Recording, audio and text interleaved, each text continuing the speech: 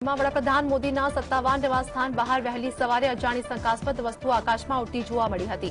પોલીસે આ શંકાસ્પદ વસ્તુ ડ્રોન હોવાની શક્યતા વ્યક્ત કરી હતી। તો દિલ્હી પોલીસે આપેલી માહિતી પ્રમાણે સવારે 5:30 વાગે એસપીજીએ તેમને આ ઘટના મુદ્દે જાણકારી આપી હતી। પીએમ મોદીનો આવાસનો ફ્લાઇંગ ઝોનમાં આવે છે। પોલીસે જણાવ્યું છે કે અમે આ જાણકારી મેળવ્યા બાદ વિસ્તારમાં સર્ચ ઓપરેશન ચલાવ્યું હતું, પરંતુ કોઈપણ પ્રકારની શંકાસ્પદ વસ્તુ મળી આવી નથી। એર ટ્રાફિક કંટ્રોલ રૂમને પણ પીએમ મોદીના નિવાસસ્થાન પાસેથી કંઈ પણ મળી આવ્યું નથી। પોલીસ આ મામલાની તપાસ કરી રહી છે।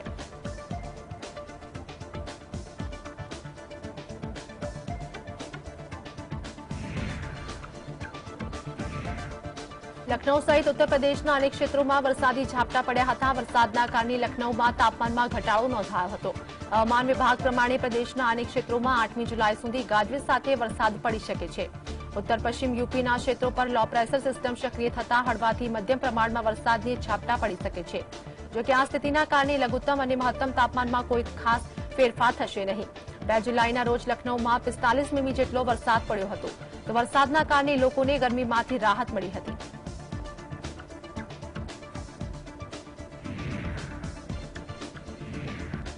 દેશના મોટાભાગના રાજ્યોમાં મેઘરાજા મન મૂકીને વરસી રહ્યા છે, ત્યારે ભારતીય હવામાન વિભાગના જણાવ્યા અનુસાર જુલાઈ મહિનામાં પણ વરસાદ વિરામ લેવાનો નથી। ગુજરાત, મહારાષ્ટ્ર, હિમાચલ પ્રદેશ, આસામમાં ભારે વરસાદને કારણે ઘણી સમસ્યાઓનો સામનો કરી રહ્યા છે। તો આઈએમડીએ લગભગ 25 રાજ્યો માટે વરસાદનું એલર્ટ જારી કર્યું છે, જેમાં કેટલાક રાજ્યો એવા છે કે જ્યાં ભારે વરસાદ જોવા મળી શકે છે, જ્યારે કેટલાક રાજ્યો એવા છે જ્યાં મધ્યમથી હળવા વરસાદની શક્યતા વ્યક્ત કરવામાં આવી છે। જે રાજ્યો માટે વરસાદની ચેતવણી જારી કરવામાં આવી છે તેમાં ઉત્તર પ્રદેશ, ગુજરાત, રાજસ્થાન, ગોવા, કર્ણાટક, બિહાર, પશ્ચિમ બંગાળ, સિક્કિમ, આસામ, મેઘાલય, આંદામાન નિકોબાર, તમિલનાડુ, કેરળ, ઝારખંડ સાથે હિમાચલ પ્રદેશ, ઉત્તરાખંડ, પંજાબ, મધ્યપ્રદેશ, દિલ્હી, છત્તીસગઢ, ઓડિશા, આંધ્રપ્રદેશ, તમિલનાડુનો સમાવેશ થાય છે।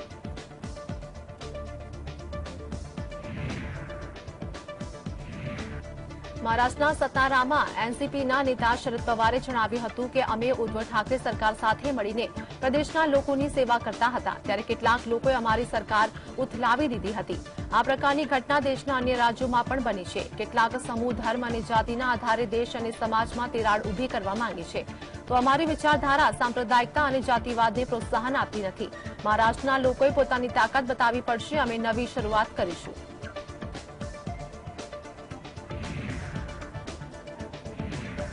વર્ષ 2024 લોકસભાની ચૂંટણી પહેલા મહારાષ્ટ્રના રાજકારણમાં મોટી હલચલ મચી ગઈ છે। એનસીપી અધ્યક્ષ જયંત પાટીલે મહારાષ્ટ્ર શિંદે ફડણવીસ સરકારમાં ઉપમુખ્યમંત્રી તરીકે શપથ લેનાર અજીત પવાર અને અન્ય 8 નેતાઓને ગેરલાયક ઠેરવવા માટે અરજી દાખલ કરી છે। એનસીપીના 9 નેતાઓને ગેરલાયક ઠેરવવા માટે અરજી મહારાષ્ટ્ર વિધાનસભાના સ્પીકર રાહુલ નાર્વેકરને મોકલવામાં આવી છે। આ અરજીની નકલ કેન્દ્રીય ચૂંટણી પંચને પણ મોકલવામાં આવી છે। शरद पवार साहब ने अपनी भूमिका स्पष्ट की है। उसमें ये समझ में आता है कि ये जो घटना हुई है उसको उन्होंने कंसेंट दिया नहीं है, उसमें कोई अभी शक नहीं है। अब सारे विधायकों को अगर कहा गया होगा कि राष्ट्रवादी पार्टी अपनी रहने वाली है, सिंबल भी अपना ही रहने वाला है, तो उस गलतफहमी में शायद कुछ लोग कुछ काल रहेंगे। अब हमने आज ही हमें पता पड़ा है कि ऐसे ऐसे हुआ है।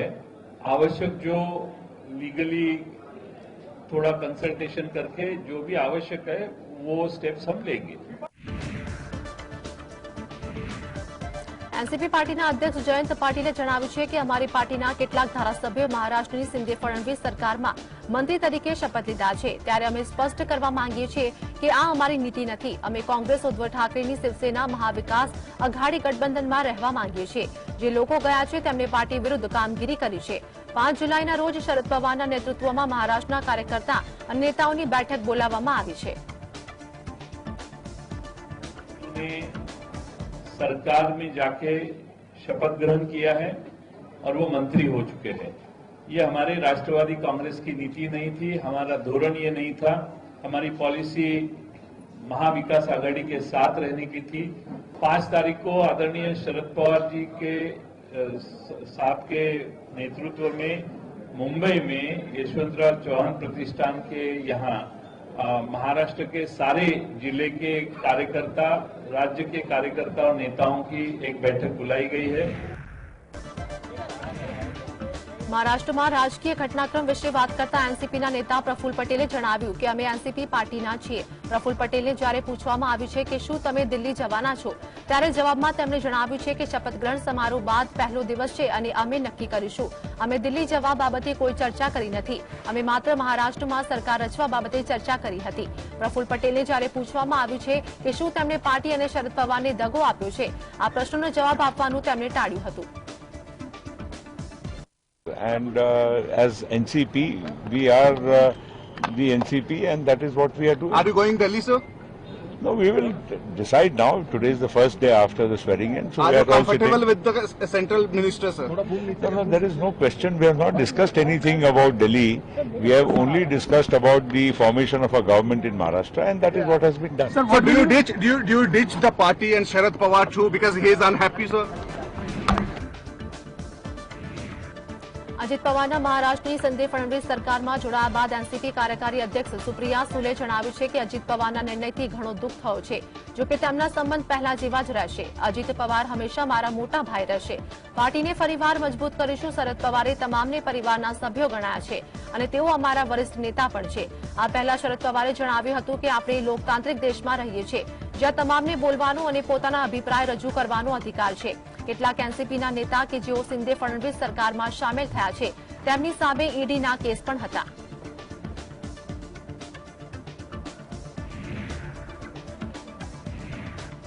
એનસીપીના કાર્યકારી અધ્યક્ષ સુપ્રિયા સુલે જણાવ્યું છે કે ભાજપે એનસીપીને ભ્રષ્ટ પાર્ટી ગણાવી હતી અને હવે તેમની પાર્ટીના નેતાઓનું સ્વાગત કરી રહી છે. ભાજપ હંમેશા ચૂંટણી લડવાના મૂડમાં હોય છે. હું હંમેશા એનસીપી અને સત્યની સાથે રહીશ. હું દરરોજ આ પ્રકારના પડકારોનો સામનો કરું છું. અજીત પવારનો બળવો મારા માટે એક નવો પડકાર છે. સુપ્રિયા સુલે જણાવ્યું છે કે અમે ઇન્કમ ટેક્સ, સીબીઆઈ અને ઈડીને આઈસીઈ કહીએ છીએ. મોટાભાગના વિપક્ષના નેતાઓ સામે તપાસ કરવામાં આવે છે. અજીત પવારના વિચાર તેમના કરતા અલગ હતા. અજીત પવાર 2 જુલાઈના રોજ મહારાષ્ટ્રના ઉપમુખ્યમંત્રી તરીકે શપથ લીધા હતા. આ સાથે જ એનસીપીના અન્ય 8 નેતાઓએ પણ મંત્રી તરીકે શપથ લીધા હતા.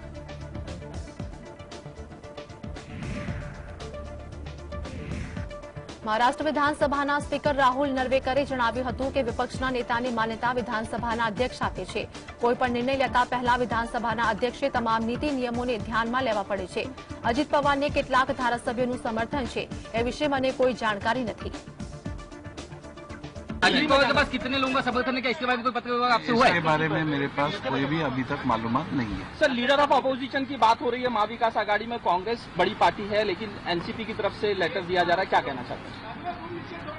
सभागृह में विरोधी पक्ष नेता का चयन को रिकग्निशन सम्मान्य विधानसभा अध्यक्ष देते हैं. ये अधिकार सम्मान्य विधानसभा अध्यक्ष का होता है और इस अधिकार का वापर करते समय विधानसभा अध्यक्ष को जो विधानसभा के नियम है उसके साथ ही जो संवैधानिक प्रावधान है उन सब का विचार करके उचित निर्णय लेना अपेक्षित है. ઉદ્ધવ ઠાકરે સમૂહની શિવસેનાના નેતા અને રાજ્યસભા સાંસદ સંજય રાઉતે દાવો કર્યો છે કે મહારાષ્ટ્રને નવા મુખ્યમંત્રી મળશે. એકનાથ શિંદેને હટાવવામાં આવશે.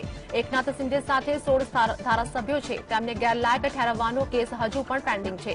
આ કેસમાં ધારાસભ્યો ગેરલાયક ઠેરવાશે અને કેટલાક માટે અજીત પવારને મહારાષ્ટ્ર સરકારમાં સામેલ કરવામાં આવ્યા છે. ભાજપ, કોંગ્રેસ, એનસીપી અને શિવસેનામાં ભંગાણ કરવા માંગે છે, પરંતુ તેનાથી તમને કોઈ ખાસ ફાયદો થશે નહીં. મહારાષ્ટ્રમાં અમે એક સાથે લડીશું. વડાપ્રધાન મોદીએ એનસીપીના નેતાઓને ભ્રષ્ટ કહ્યા હતા અને મહારાષ્ટ્રની શિંદે ફડણવીસ સરકારમાં તેમનું સ્વાગત કરાયું છે. कैमरे के सामने बोल रहा हूं. महाराष्ट्र का मुख्यमंत्री बदलने जा रहा है. महाराष्ट्र को नया मुख्यमंत्री मिलेगा. एकनाथ शिंदे को हटाया जा रहा है. जो चल रहा है एक केस डिस्क्वालिफिकेशन का, उसमें एकनाथ शिंदे के साथ 16 जो विधायक है वो डिस्क्वालीफाई होने जा रहे हैं. इसलिए ये अजीत पवार जी को भागम भाग में अपने पार्टी में लिया है और अजीत पवार मुख्यमंत्री बनने जा रहे हैं. મહારાષ્ટ્રમાં એકનાથ શિંદે સરકારમાં શપથ લીધેલા તમામ મંત્રીઓમાંથી ઓછામાં ઓછા 3 લોકો સામે મની લોન્ડરિંગની તપાસ ચાલુ છે. આ 3 મંત્રીઓ અજીત પવાર, છગન ભુજબલ અને હસન મુશરીફ છે, જેમાં કેસની તપાસ ચાલુ છે. તેમાંથી કેટલાક જામીન પર તો કેટલાક સજા ભોગવી ચૂક્યા છે, તો કોઈનો કેસ હજુ પણ પેન્ડિંગ છે. રવિવારે મહારાષ્ટ્રમાં મોટી ઉથલપાથલ જોવા મળી હતી. એનસીપી નેતા અજીત પવારે મહારાષ્ટ્રમાં શિંદે સરકારમાં ડેપ્યુટી સીએમ તરીકે શપથ લીધા. તે દરમિયાન અજીત પવારે દાવો કર્યો છે કે એનસીપી પાર્ટી અને સિમ્બોલ તેમની છે. અજીત પવાર સાથે સાથે અન્ય 8 ધારાસભ્યો છગન ભુજબળ, ધનંજય મુંડે, અનીસ પાટીલ, દિલીપ વાલસે, ધર્મરાવ આત્રામ, સંજય બસોડકે અને હસન મુશરફને સીએમ શિંદે અને ડેપ્યુટી સીએમ દેવેન્દ્ર ફડણવીસની હાજરીમાં શપથ લેવડાવ્યા હતા.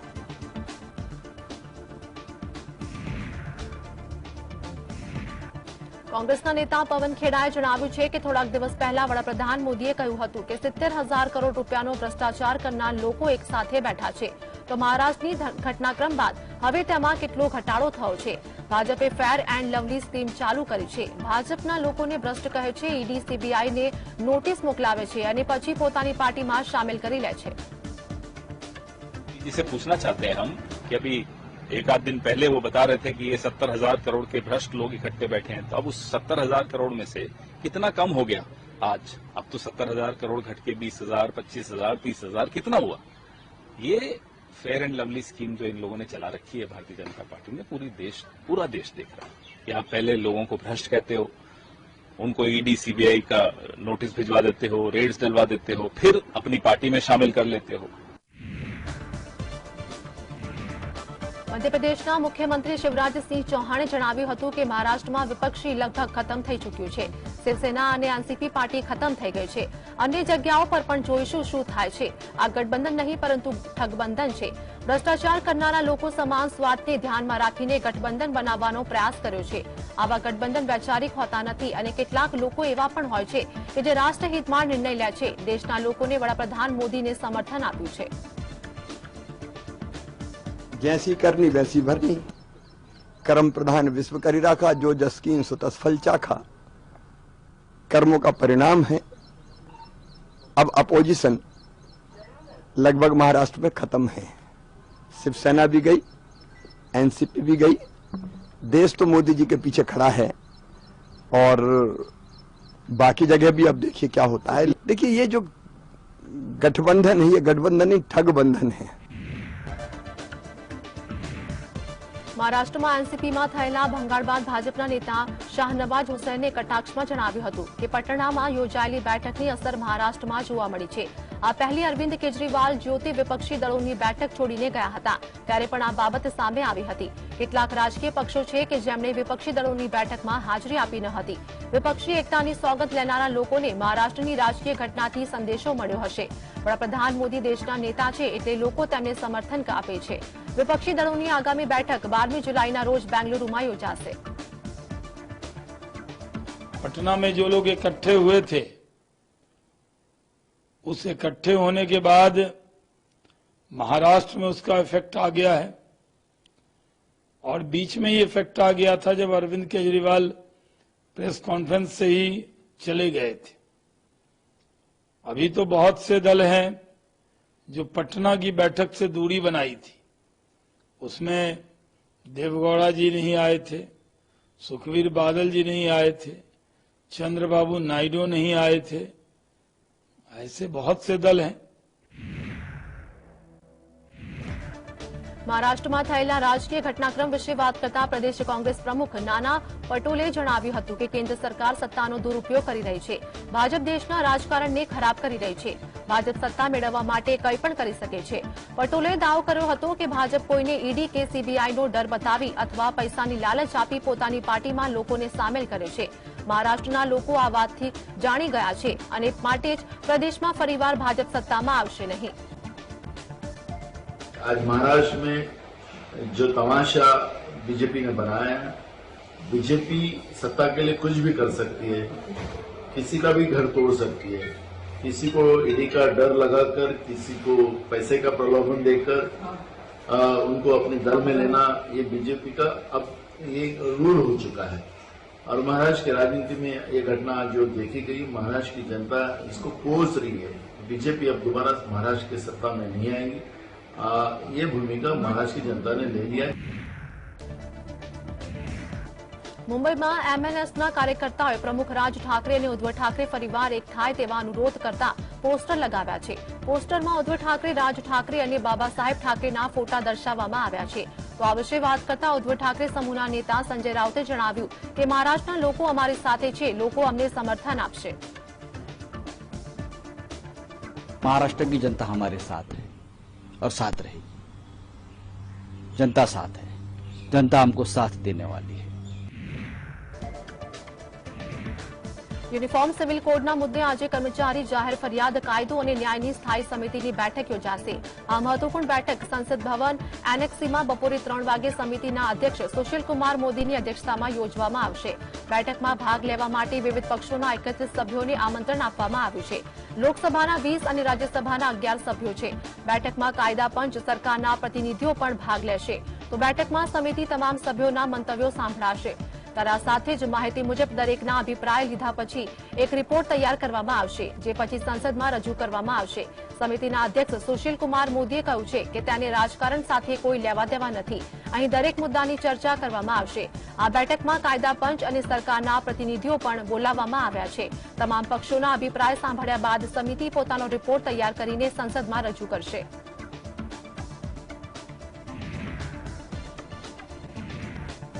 લોકસભાની ચૂંટણીને 1 વર્ષથી પણ ઓછો સમય બાકી છે, ત્યારે યુનિફોર્મ સિવિલ કોડનો મુદ્દો આ ચૂંટણીમાં પ્રભુત્વ ધરાવનાર છે. યુસીસી પણ વડાપ્રધાન નરેન્દ્ર મોદીના નિવેદન બાદ દેશભરમાં ચર્ચા જાગી છે. તો આ દરમિયાન રાજ્યસભાના સાંસદ કપિલ સિબ્બલે યુસીસી પરની ચર્ચાને વિચારવિહીન કવાયત ગણાવી છે. કપિલ સિબ્બલે ખાનગી ન્યૂઝ ચેનલ સાથે વાતચીત કરતા કહ્યું છે કે યુસીસી હેઠળ યુનિફોર્મ બનાવવાનો કેમ પ્રયાસ થઈ રહ્યો છે. શું પરંપરાઓને એક સમાન બનાવવામાં આવશે? પરંપરાઓ કલમ 23 હેઠળનો કાયદો છે. સિબ્બલે ગોવા વિશે વાત કરતા કહ્યું છે કે ગોવામાં સરકાર શું કરશે? ગોવામાં 30 વર્ષની ઉંમર સુધી બાળક ન હોય તો બીજા લગ્ન માટે છૂટ છે. આવી સ્થિતિમાં સરકારે સ્પષ્ટ કરવું જોઈએ કે સરકાર શું કરવાનો પ્રયાસ કરી રહી છે.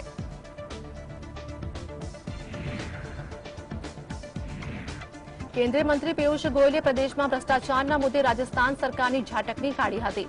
તેમણે દાવો કર્યો હતો કે આગામી રાજસ્થાન વિધાનસભાની ચૂંટણીમાં કોંગ્રેસ પાર્ટીને 21 બેઠકો પણ નહીં મળે. ભરતપુરમાં સંબોધન દરમિયાન પિયુષ ગોયલે જણાવ્યું હતું કે કેન્દ્ર સરકારે પેટ્રોલ ડીઝલ પર એક્સાઇઝ ડ્યુટી ઘટાડી લોકોને રાહત આપી હતી, પરંતુ રાજસ્થાન સરકારે વેટમાં 1 પણ રૂપિયાનો ઘટાડો કર્યો નહીં અને તેના કારણે લોકોએ મોંઘા ભાવે પેટ્રોલ ડીઝલ ખરીદવું પડ્યું હતું. કેન્દ્ર સરકાર રાજસ્થાન સરકારને ફંડ મોકલે છે, પરંતુ ભ્રષ્ટાચારના કારણે તેના લાભ લોકો સુધી પહોંચતા નથી. પ્રદેશમાં 20,000 કરોડ રૂપિયાનો ટેન્ડર ગોટાળો પણ થયો હતો.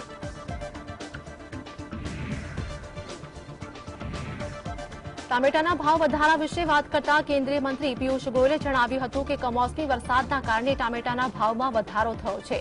હિમાચલ પ્રદેશ અને કર્ણાટકમાંથી ટામેટાનો સપ્લાય શરૂ થશે, ત્યારબાદ ભાવ સામાન્ય થઈ જશે. બટાટા અને ડુંગળીના ભાવ નિયંત્રણમાં છે. અમે ચોખા, ઘઉં અને તેલની કિંમત પર નિયંત્રણ રાખ્યું છે. મોંઘવારી પર નિયંત્રણ મેળવ્યો હોવાથી ફુગાવો પર 4.5% પર પહોંચી ગઈ છે.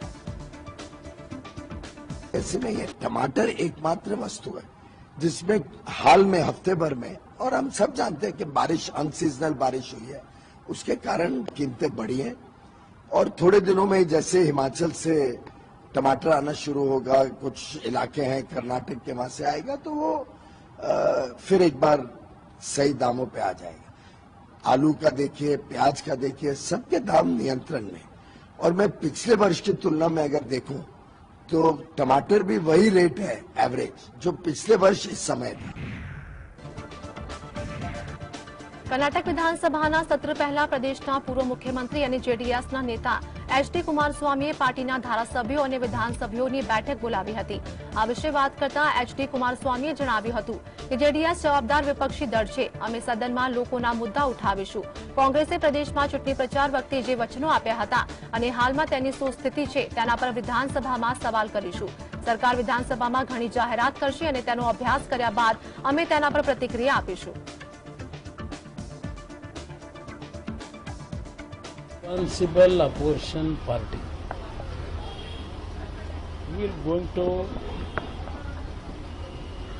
will work on the floor of the house properly by raising the issue of common man. How this government from last 50 days, what are all the promises they have announced during the time of election, that guarantee scheme, how they are actually treated. Arunachal Pradesh વિધાનસભાની ચૂંટણીમાં આમ આદમી party તમામ 60 બેઠકો પર ચૂંટણી લડી શકે છે. અરુણાચલ પ્રદેશ આમ આદમી પાર્ટીના મહાસચિવ ટોકો નિકમે જણાવ્યું છે કે વર્ષ 2024માં જો પ્રદેશમાં તેમની પાર્ટીની જીત થશે તો લોકોને મફત પાણી, વીજળી અને 10 લાખ રૂપિયા સુધીની મેડિકલ સુવિધા ઉપલબ્ધ કરવામાં આવશે.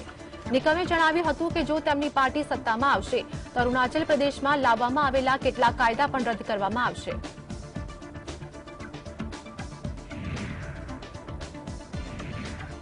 જમ્મુ કાશ્મીરમાં હિમાલયના પહાડો પર ટ્રેકિંગ કરતા 2 પ્રવાસીઓ ફસાઈ ગયા હતા, જેમને ઇન્ડિયન એરફોર્સના હેલિકોપ્ટર દ્વારા રેસ્ક્યુ કરવામાં આવ્યા. તો આ પ્રવાસીઓ હાજીવાસ ગ્લેશિયર પર ફસાઈ ગયા હતા, જેમાંથી એક પ્રવાસીને પડી જવાથી અનેક ફ્રેક્ચરો થયા હતા.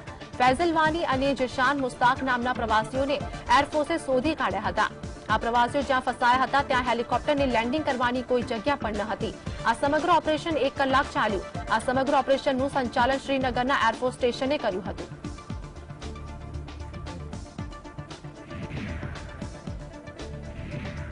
પશ્ચિમ બંગાળમાં પંચાયત ચૂંટણીનો દોર ચાલી રહ્યો છે, ત્યારે રાજ્યમાં હિંસા રોકવા કેન્દ્રીય અર્ધસુરક્ષા બળોએ રાજ્યમાં મોરચો સંભાળી લીધો છે.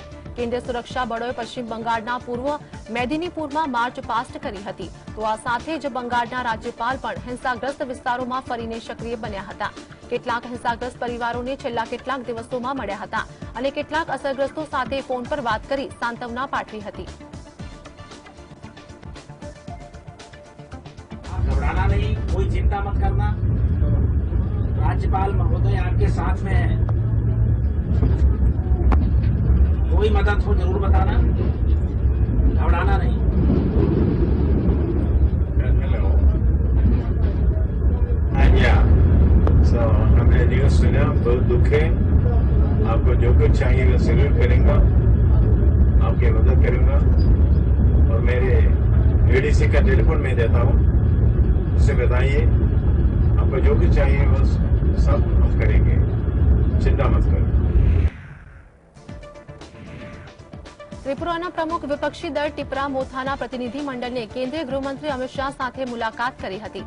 પ્રતિનિધિમંડળે અમિત શાહ સાથેની મુલાકાતમાં ગ્રેટર ટિપરાલેન્ડ માટે બંધારણીય સમાધાન લાવવાનો આગ્રહ કર્યો હતો.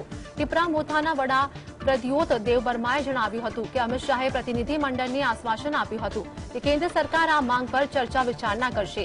કેન્દ્રીય ગૃહમંત્રી સમક્ષ સ્પષ્ટ કર્યું છે કે અમને લોકોની સમસ્યાના ઉકેલમાં રસ છે. અમે આમાં બંધારણીય ઉકેલ ઇચ્છીએ છીએ. પ્રતિનિધિમંડળે જણાવ્યું છે કે ત્રિપુરાના લોકોને સન્માન માટે જીવન જીવવાનો અધિકાર છે.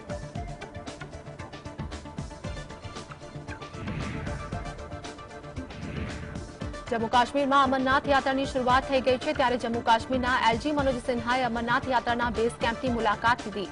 તેમણે બાલતાલ ખાતે યાત્રીઓ માટે કરવામાં આવેલી વ્યવસ્થા બાબતે જાણકારી મેળવી હતી.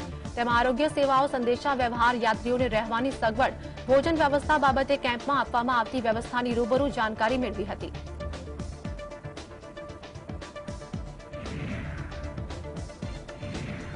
NITI Aayog national institution four transforming ઇન્ડિયાના તાજેતરના અહેવાલ મુજબ મોટી સંખ્યામાં ભારતીયો પાણીની અછતનો સામનો કરે છે.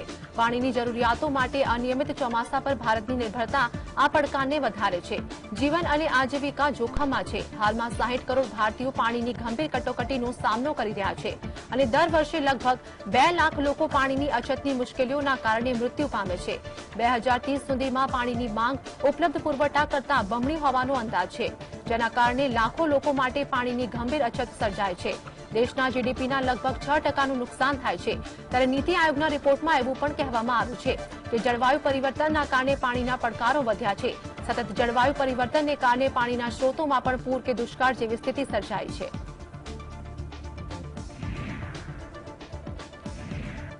ભારતનું બાહ્ય દેવું માર્ચ 2023ના અંતે વધીને હવે $624.7 બિલિયન થયું છે. જોકે રિઝર્વ બેંક ઓફ ઇન્ડિયાના દ્વારા જાહેર કરવામાં આવેલા આંકડા મુજબ ડેટ જીડીસી રેશિયોમાં ઘટાડો થયો છે. માર્ચ 2022માં વિદેશી દેવું $619.1 બિલિયન હતું, જેમાં હવે $5.6 બિલિયનનો વધારો થયો છે. માર્ચ 2023ના અંતમાં ભારતના બાહ્ય દેવું પર રિઝર્વ બેંકના આંકડા જાહેર કરવામાં આવ્યા છે. જીડીપી અને બાહ્ય દેવાનો ગુણોત્તર માર્ચ 2023ના અંતમાં 18.9% પર આવી ગયો છે, જે માર્ચ 2022ના અંતમાં 20%નો હતો.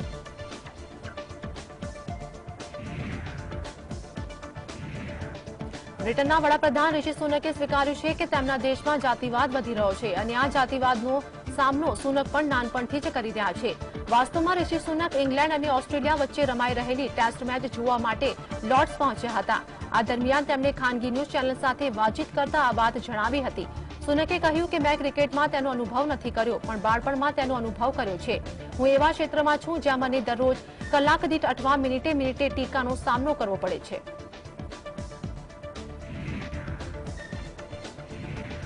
નેધરલેન્ડના રાજા વિલ્હેમ એલેક્ઝાન્ડરે શનિવારે ગુલામી નાબૂદીની વર્ષગાંઠ પર ગુલામી અને ગુલામોના વેપારમાં દેશની ભૂમિકા માટે માફી માંગી હતી. આ પહેલા ગત વર્ષે નેધરલેન્ડના વડાપ્રધાન માર્ક રૂટે પણ ગુલામીના વેપારને પ્રોત્સાહન આપવા બદલ દેશ વતી માફી માંગી. નેધરલેન્ડના રાજવી એલેક્ઝાન્ડરે પોતાના ભાવુક ભાષણમાં કહ્યું હતું કે હું આજે તમારી સમક્ષ ઉભો છું. આજના દિવસે રાજા તરીકે, સરકારના સભ્ય તરીકે અને એક વ્યક્તિ તરીકે માફી માંગુ છું. હું મારા હૃદય અને મારા આત્મા પર મારા દ્વારા બોલાયેલા શબ્દોનો ભાર અનુભવી રહ્યો છું. બીજી તરફ દક્ષિણ અમેરિકન દેશ સુરીનામ, કેરેબિયન ટાપુઓ પર અરુબા, બોનેર અને કુરાકોએ હજારો ગુલામોના વંશજોએ રાજવી દ્વારા મંગાવેલી માફીનું સ્વાગત કર્યું હતું. આ દેશના ઘણા લોકોએ કહ્યું છે કે માફીની સાથે તેમને વળતર પણ મળવું જોઈએ. અફઘાનિસ્તાન સતત 5મા વર્ષે વિશ્વનો સૌથી ઓછો શાંતિપ્રિય દેશ બન્યો છે. Institute for economics and peace global peace index 2022 યાદી બહાર પાડી છે, જેમાં અફઘાનિસ્તાન પણ વિશ્વના સૌથી અશાંત દેશોની યાદીમાં પ્રથમ સ્થાને છે. અફઘાનિસ્તાન બાદ યમન, સિરિયા, રશિયા અને દક્ષિણ સુદાનને સૌથી વધુ અશાંત દેશો ગણવામાં આવ્યા છે.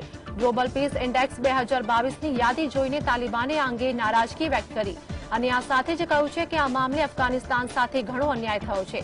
અફઘાનિસ્તાન સ્થિત એક ખાનગી ન્યૂઝે આ અંગેની માહિતી આપી છે.